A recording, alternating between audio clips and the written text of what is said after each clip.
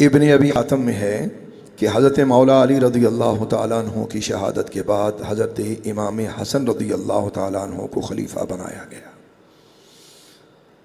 آپ ایک مرتبہ نماز پڑھا رہے ہیں کہ بنو اسد کا ایک شخص کود کر آیا اور نعوذ باللہ اس نے حضرت امام حسن مجتبیٰ کو سجدے کی حالت میں دیکھ کر آپ کے جسم پر خنجر کا ایک نہایت کاری وار کیا،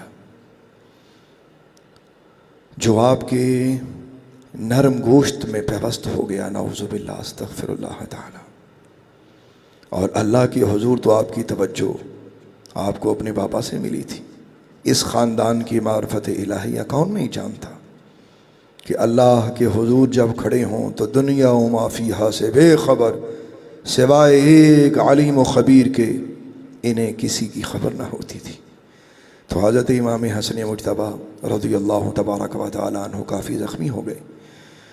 آپ کئی مہینے بیمار رہے اور کئی ماہ بیمار رہنے کے بعد حضرت امام حسن مجتبیٰ دوبارہ مسجد مبارک میں تشریف لائے اور ممبر شریف پر بیٹھ کر آپ نے خطبہ ارشاد فرمایا۔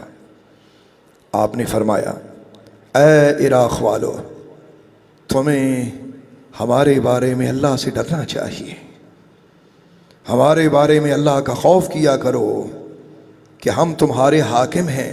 اور دوسرا جملہ سنیے گا، بڑا دردناک جملہ ہے۔ آپ نے فرمایا ہم تمہارے مہمان بھی ہیں۔ یہ جملہ حضرت امام حسن کا ان عراقیوں کے دل کو چھوا، انہوں نے نگاہیں جھکائیں۔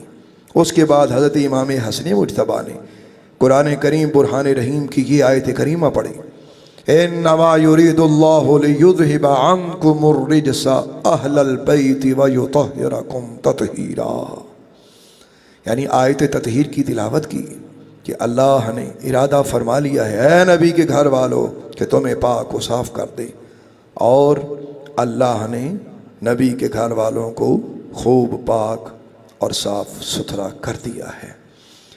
تو میرے بھائی اور بہنوں، جب حضرت امام حسن مجتبیٰ اس آیت کو پڑھ رہے تھے تو بار بار آپ کبھی دائیں کبھی بائیں اور کبھی سامنے دیکھتے اور بار بار یہی جملہ دہراتے تھے کہ ہم وہ ہیں کہ جن کی شان میں اللہ نے قرآن پاک کی یہ آیت نازل کی، تمہیں ہمارے حق میں ڈرنا چاہیے، ہم تمہارے مہمان ہیں۔ یہ کہتے ہوئے امام حسن مجتبیٰ کی آنکھ مبارک ڈبڈبا گئی۔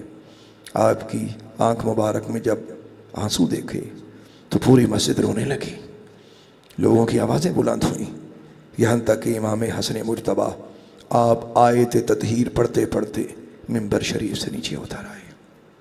اللہ اکبر۔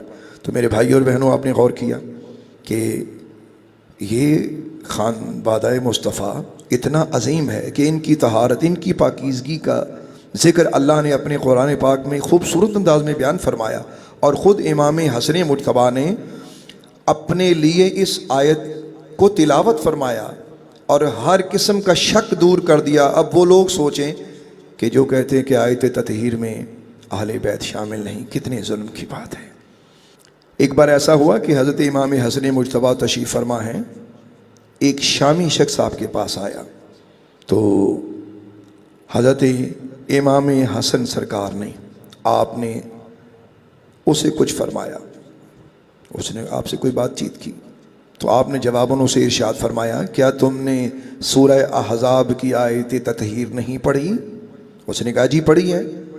آپ نے فرمایا تو پھر تمہیں ہماری سمجھ نہیں آئی؟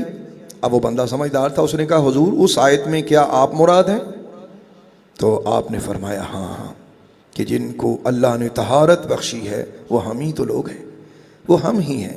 جب حضرت امام حسن مجتبیٰ نے یہ فرمایا تو وہ عراقی یہ کہنے لگا کہ اللہ تعالیٰ بڑے لطف و کرم والا ہے، بڑے علم والا اور پوری خبر والا ہے، اور اس پاک پروردگار نے آپ پر خاص لطف فرمایا اور اس کے علم میں ہے کہ اس کے لطف و کرم کے اصل حقدار آپ ہیں، اور اس نے آپ کو یہ نعمت عطا فرمائی اور یہ فضیلت آپ کو عطا فرمائی۔ حضرت امام حسن مجتبیٰ اس کی اس بات کو سن کر مسکرا دیے۔ تو میرے بھائی اور بہنوں، آپ یہ ذہن میں رکھیے کہ امام حسن مجتبیٰ وہ عظیم ہستی کہ جن کے بارے میں سرکار مدینہ علیہ الصلاۃ والسلام کے بے شمار ارشادات موجود ہیں، ان کی فضیلت میں، ان کی عظمت میں، ان کی شان میں، جس کو اس آیت کریمہ میں کہ جس میں امام حسن نے خود اپنے بارے میں فرمایا کہ ہم اس آیت کا مصداق ہیں۔ تو لہٰذا اس آیت کریمہ کو سننے کے بعد اور ان واقعات کو سننے کے بعد ہم اپنے اللہ سے دعا کرتے ہیں، اے اللہ ہمارے دلوں میں اپنے حبیب کی اور اپنے حبیب کی آل کی محبت کو ہمیشہ قائم و دائم رکھنا۔